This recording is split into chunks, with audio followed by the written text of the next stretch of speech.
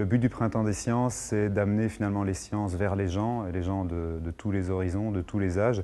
Pas uniquement le public du secondaire, aussi vraiment monsieur tout le monde. Il y a des activités, par exemple le week-end sur la Grande Place de Mons, où le but c'est d'avoir un public familial de 7 à 77 ans.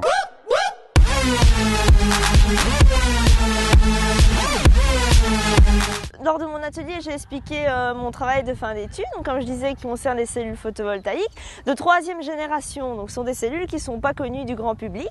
Et après une explication théorique, j'ai pu leur montrer concrètement ma petite cellule avec ses composants faits maison qui fonctionnent et qui donnent une tension.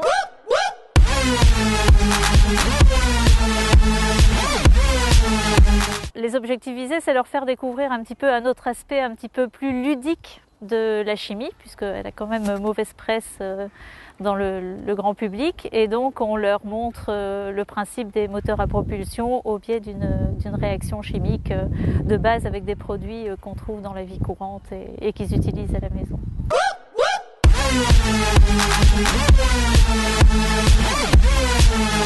C'est la première fois que je viens, donc ça m'intéresse très fort.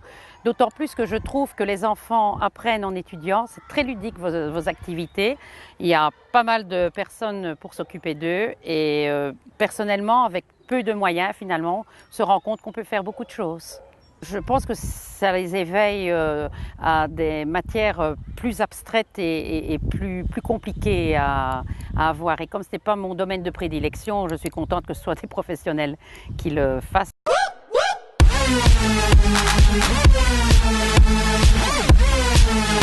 Il y a le fait d'abord, je pense, de démystifier, par exemple pour nous qui sommes physiciens, donc pour le côté physique, la physique fait souvent très peur aux gens.